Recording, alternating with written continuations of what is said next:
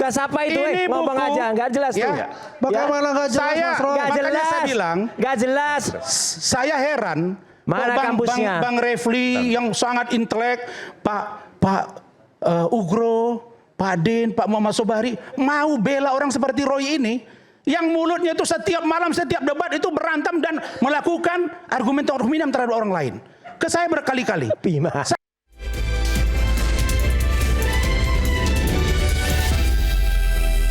Oke, kita kembali di Rakyat Bersuara. Sedikit saya tanyakan kepada Bung Rasman. Jadi persoalan pertama adalah soal siapa terhasut. Ada, menurut Bung Rasman adalah salah satunya yang jelas Prof. Din Samsudin, menurut Prof. Rasman. Bang Rasman, ya kan. Kemudian Pak Muhammad Sobari. Pak Muhammad Sobari juga. Yang tadinya tengah tiba-tiba sekarang bela. Terhasut Pak Sobari. Oke. Ada lagi mungkin? Masyarakat biasa. Masyarakat biasa. Belum netizen lagi maki-maki kita. Misalnya yang tadinya tengah-tengah, lalu kemudian percaya bahwa ijazah Pak Jokowi kan kita lihat setelah setahun perjuangan ini, muncullah tiba-tiba Pak Din, Pak Muhammad Sobari. Itu terhasut? Ya menurut saya. Boleh dong. Nah, jadi kalau saya mengkaji tadi, saya teruskan yang tadi, supaya tidak tumpang tindih penjelasan Bang Refli tentang siapa terlapor duluan, terus siapa yang diproses duluan, kan begitu ya. Jadi kasus saya itu, akhirnya yang sampai ke persidangan saya. Dan di sanalah saya buka ruang ketika persidangan itu terungkap bahwa ada pelecehan itu. Lah sekarang muncul pertanyaan, Mas Roy selalu bilang ini ada pergeseran. Nanti kalau ini sidang di pengadilan, yang dibahas adalah pencemaran, bukan ijazah. Tidak begitu. Pokok perkaranya, bentar Bang, ini pengalaman saya Bang. 8 bulan saya sidang, tiap minggu itu ada medianya. Termasuk iNews, saya terima kasih. Apa itu? Dalam persoalan pertama, saya dilaporkan pencemaran nama baik. Apa yang saya cemarkan? Nama baik seorang pengacara. Terus poinnya apa? Saya mengatakan dia dilecehkan, melecehkan. Maka pokok perkaranya apa? Pelecehan seksual, dugaan. Nah, kalau persidangan ini terhadap Mas Roy Suryo 100% pasti yang akan dibahas adalah ijazah Pak Jokowi. Kenapa? Karena pokok perkaranya jatuhnya putusan nanti bahwa bersalah atau tidak Mas Roy dan kawan-kawan ketika ijazah Pak Jokowi dinyatakan sah dan tidak palsu, baru mereka dihukum. Loh, kok saya yang alami kok. Saya sudah tingkat kasasi sekarang Bang, saya cerita kasasi yang saya alami dan yang saya dampingi orang. Nah makanya kalau saya salah silakan nanti Pak Ugro yang mengoreksi. Ini fakta gitu loh. Sampailah sekarang akhirnya dikasasi. Lah berikutnya, kalau teman-teman mendesak agar kita tunggu di Citizen Lawsuit, itu beda lagi. Di situ bukan Pak Jokowi yang dipersoalkan. Sekarang ada orang yang berbulan-bulan menantang Pak Jokowi, namanya Roy Rismond Tiva. Mengatakan laporkan kami Jokowi. Laporkan kami saudara Jokowi. Kami menyiapkan 1000 pertanyaan. Jangan cabut laporan. Giliran dilaporkan sampai ke sini-kesininya. Kok malah minta dihentikan? Kan Anda berjuang atas nama rakyat. Anda mengatakan mewakili rakyat. Walaupun saya merasa tidak Anda wakili. Tapi kenapa Anda takut bertarung di pengadilan? Karena penjara, kalau fisik Anda di penjara demi kebenaran, Anda tidak akan dianggap salah. Karena Nelson Mandela 25 tahun di penjara menjadi presiden bagi negaranya. Saya akan apresiasi kepada Anda. Karena itu Bung Roy, teruskan perjuangan ini. Saya tadi jam 18.12 menit malam ini chattingan dengan ajudan Pak Jokowi. Saya bilang, masih tetapkah RJ ditolak? Jawabannya ya. Ya, kalau ini tidak lagi ada RJ, terus Irwasum suruh menghentikan, tidak ada dasar yang bisa menghentikan itu. Yang bisa Kadif Propam, Bang Ugro dulu. Panggil, bukan hentikan ya, periksa kenapa Anda tidak sesuai norma menjalankan aturan sesuai dengan hukum dan atau perkap. Tapi yang namanya Irwasum tidak punya kewenangan. Makanya ada gelar perkara khusus. Nah mereka ini Bang Refli, ini sayangnya Bang Refli kan di tengah masuknya. Karena dulu pengacara yang lain itu banyak kompor-kompornya gitu loh. Nah jadi mereka ini kan sudah tahap udah berlangsung semua ini Bang Ugro, Pak Ugro. Dilaporkan, diperiksa, lidik, sidik, tersangka, gelar perkara khusus, datangkan ahli, limpah ke kejaksaan, kembalikan P19, kemudian akan diserahkan lagi. Semua tahapan sudah dilakukan. Terus bagaimana mau sudah dihentikan? Makanya dari awal saya katakan, lakukanlah upaya hukum pra-peradilan. Karena nanti, loh kok ketawa? Karena itulah salurannya. Masa Anda suruh Pak Ugro bicara di media dengan Pak Din Samsudin, Pak Muhammad Sobari. Pak Muhammad Sobari bilang, saya datang untuk membebaskan Roy, Rismond dan kawan-kawan. Emang Pak Muhammad Sobari siapa? Bapak bukan presiden yang punya kewenangan yang juga terbatas seorang presiden. Saya kira inilah orang-orang yang terhasut dalam dugaan saya karena perilaku Roy dan kawan-kawan. Kami berada pada orang yang objektif. Saya, Adinda Aiman, banyak masalah di Mabes. Saya dilaporkan 12 laporan polisi. Dan itulah yang dipermasalahkan oleh saudara Roy. Alhamdulillah Pak Ugro. 4 tahun saya berjuang 12 laporan polisi.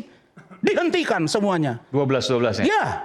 Bukan karena Anda bela polisi selalu. Tidak, loh ini 2024, apa urusannya? Itu Juni berhentinya 2024. Oke. Nih, 12 laporan polisi, ijazah palsu saya dilaporkan. Nah, apa Saya kaitannya Anda mau katakan itu? Saya mau katakan saya dilaporkan ijazah palsu. Oke.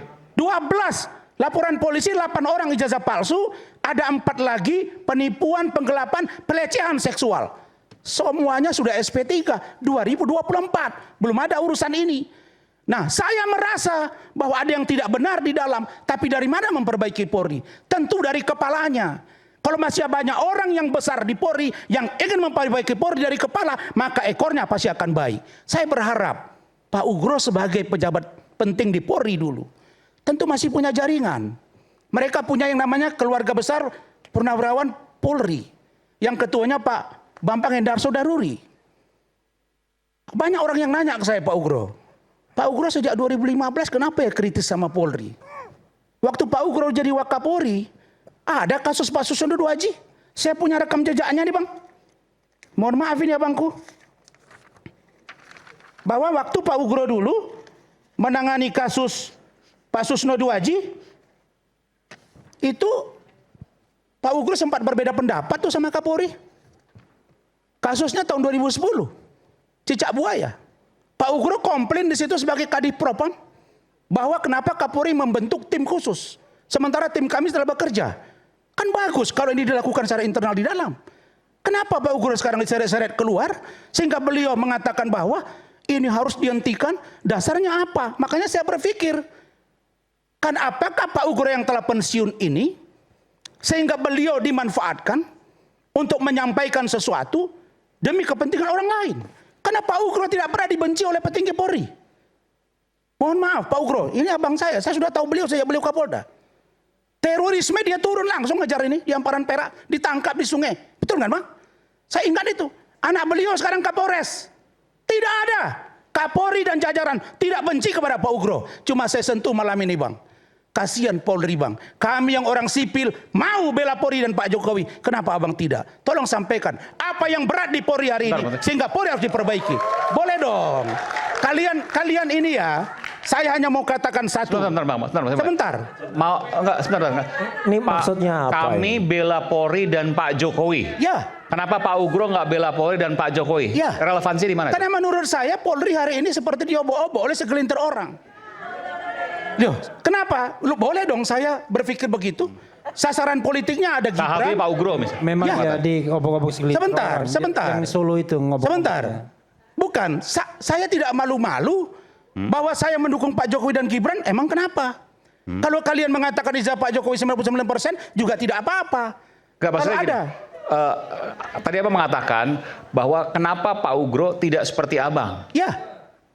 Pernyataannya adalah nggak ada masalah kalau seandainya logikanya bisa diterima. Ya. Tapi seolah-olah logika Pak Ugro tidak bisa diterima. Saya mau katakan apa yang disampaikan Pak Ugro, menurut yang saya pelajari dan yang saya pahami dan yang saya alami, kok berbeda dengan yang seharusnya. Misalnya apa? Misalnya mengatakan bahwa harus dihentikan kasus ini. Merujuk pada pasal 24 dan pasal 79 terkait dengan Undang-Undang Nomor 20 Tahun 2025 itu.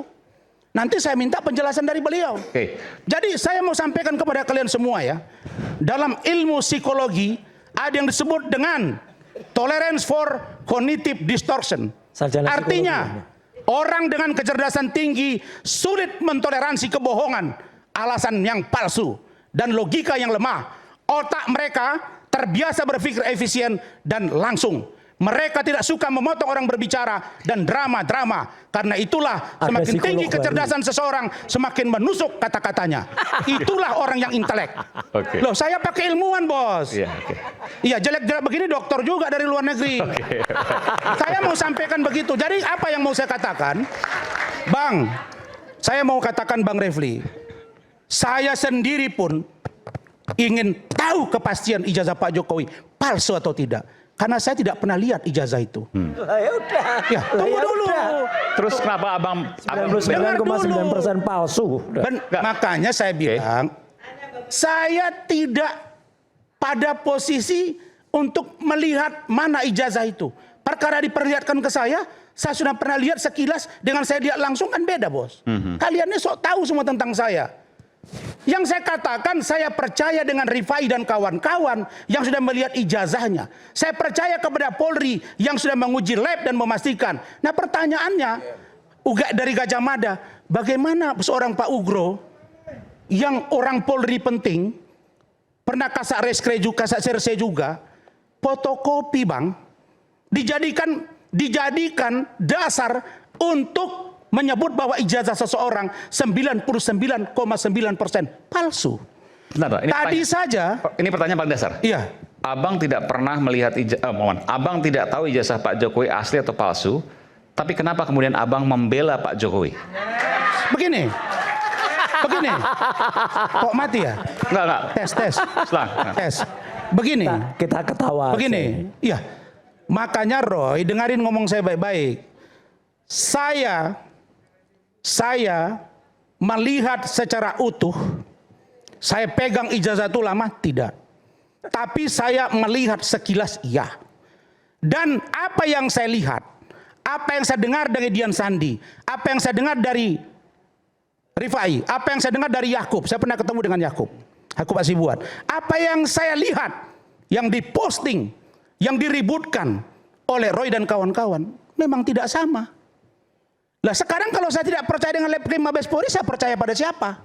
Saya percaya dengan Pak Din Samsudin. Saya harus percaya dengan Muhammad Sobari.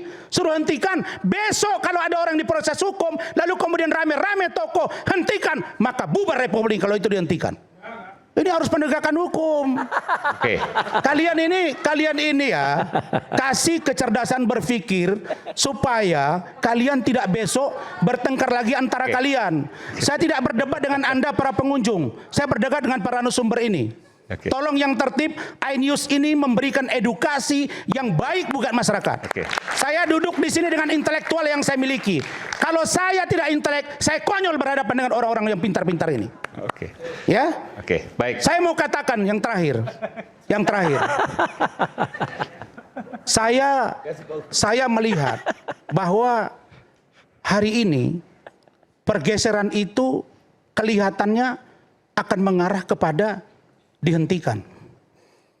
Dalam bahasa saya, ada di kampung saya di Singkuang sana tadi WA saya, Bang, kenapa nggak bilang aja, ya udahlah, hentikan saja sama dengan RJ. Saya menafsirkan ini takut diproses di pengadilan, takut di penjara, dan malu-malu untuk minta maaf kepada Jokowi. Itu pikiran saya. Oke, baik. Kita berikan nggak jelas ini. Ini penting ya. Saya klarifikasi. Oke, sebentar ke Pak Ugro ya. Silakan. Panjang sekali ini Adinda Rasman ini ya. Saking panjangnya kita nggak tahu nih. Dia ini mau ngomong apa sesungguhnya. Bukan, ya, saya menghadapi abang bang. Tentu saya pakai konsep bang. Ada beberapa hal yang ingin saya sampaikan. Ya. Satu, terhasut. Ini bahasa politik atau bahasa hukum? Kalau kita bicara tentang bahasa hukum, saya sudah jelaskan. Pasal 160 itu memang dikenakan pada klaster 1. Tapi proses penghasutan itu tidak seperti yang Anda katakan. Kalau misalnya dia terhasut, ya tadi bakar dia rumah. Masa terhasut kok tiba-tiba hati nuraninya tergerak untuk menjadi ahli RRT terhasut, gimana? Itu kan bukan ukuran hukum, itu ukuran perasaan, kan begitu. Kita kan pakai ukuran hukum dong. Jadi nggak ada yang namanya penghasutan terhadap Ugro Seno, penghasutan terhadap Sobari, penghasutan terhadap Din Samsudin. Itu melecehkan namanya, bayangkan. Mereka ini kan orang-orang hebat, begawan yang kita hadirkan. Jadi bedanya adalah kalau terhasut itu Terhasut itu orang yang bakar rumah tadi itu baru terhasut. Tidak begitu juga dong. Saya tadi tidak Masa potong. bentar Bang. Kalau terhasut dengan saya tidak Ya potong sudah, Anda Abang ngomong. Silakan Bang. Ya. Kalau Abang silakan, nanti saya jawab. tanya. Ya. Saya perlu mendalami supaya publik juga tahu. Ya.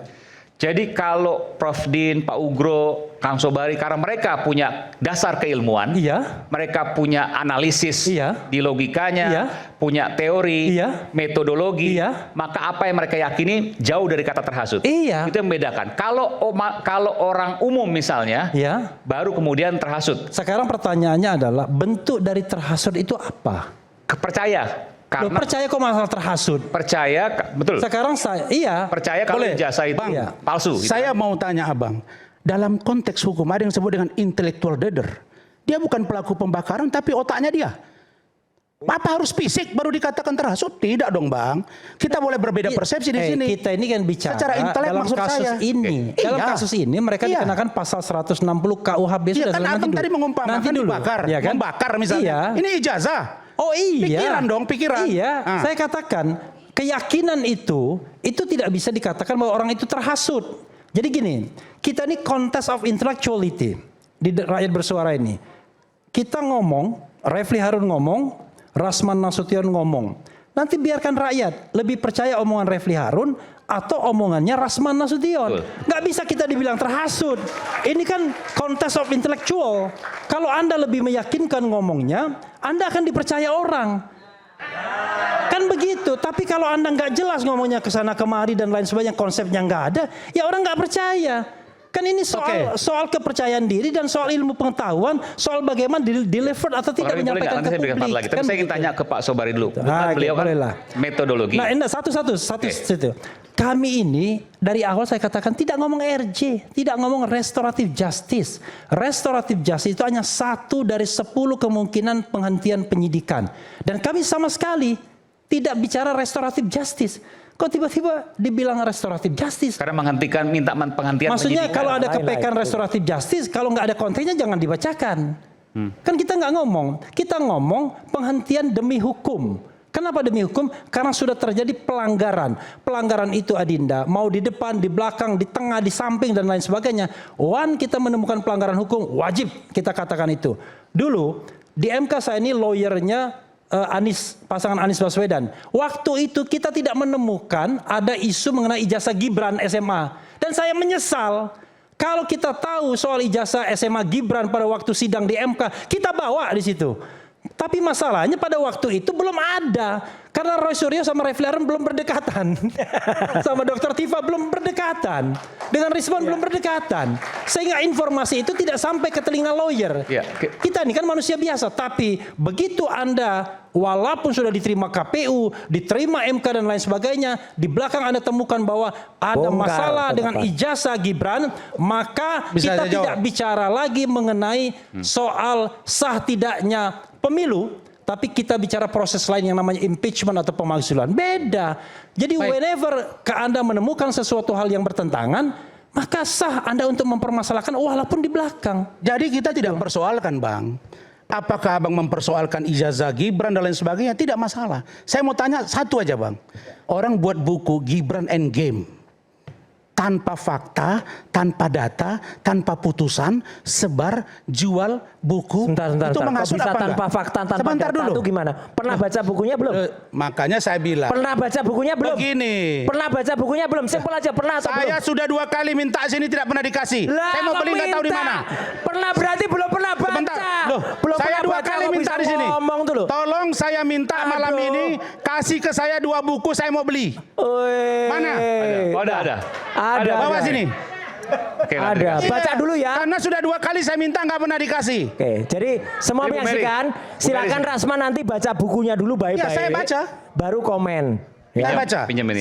Pinjam. Sebelum baca jangan komen dulu, ya. Tuh, jadi Nggak apa-apa. dan nanti sebentar lagi Silakan baca buku saya. Judulnya Gibran Black Chapter. Nah, itu ada lagi nanti. Kami serahkan kepada Bang. Iya. So, Gibran Endgame. Karya hadiah atau respon dibayar? masih ulan. Bayar. Oh, bayar. Berapa satu? Bayar. 100.000. Oke, Ya. terima kasih. Saya beli. Ya, 100.000. Fair. 100.000 satu apa dua?